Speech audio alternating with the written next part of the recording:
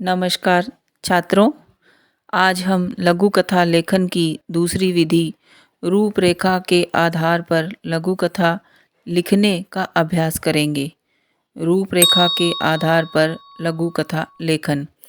छात्रों, आपके पास कुछ इस प्रकार से प्रश्न आएगा। देखिए, निम्नलिखित संकेत बिंदुओं के आधार पर लगभग 100 से 150 शब्दों में कहानी लिखकर उसे उचित शीर्षक दें।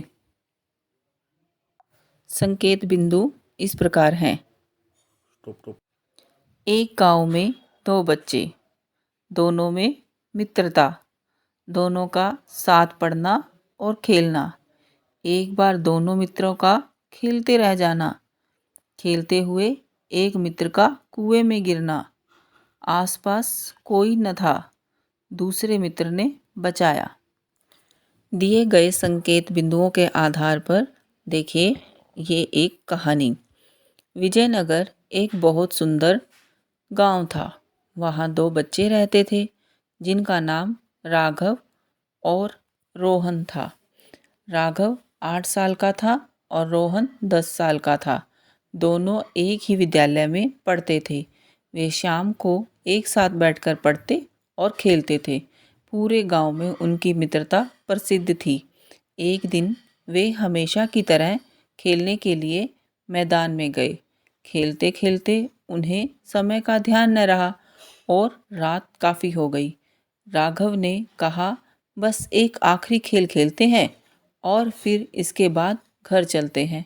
हम दौड़ लगाते हैं, जो पहले उस कुएं के पास पहुंच जाएगा वह जीत जाएगा। दौड़ आरंभ हुई। रोहन जैसे ही कुएं के पास पहुंचा, उसका पैर फिसल गया और वह कुएं में गिर गया।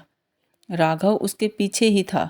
राघव ने आसपास देखा, उसे कोई नज़र नहीं आया।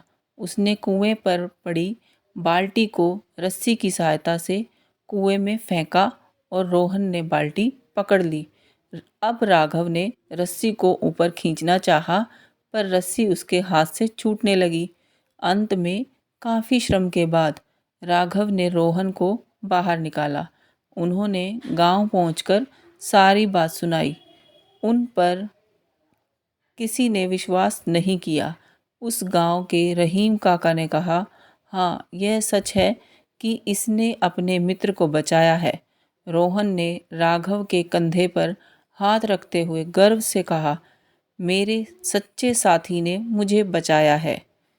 शिक्षा: सच्चे मित्र ही सच्चे साथी होते हैं।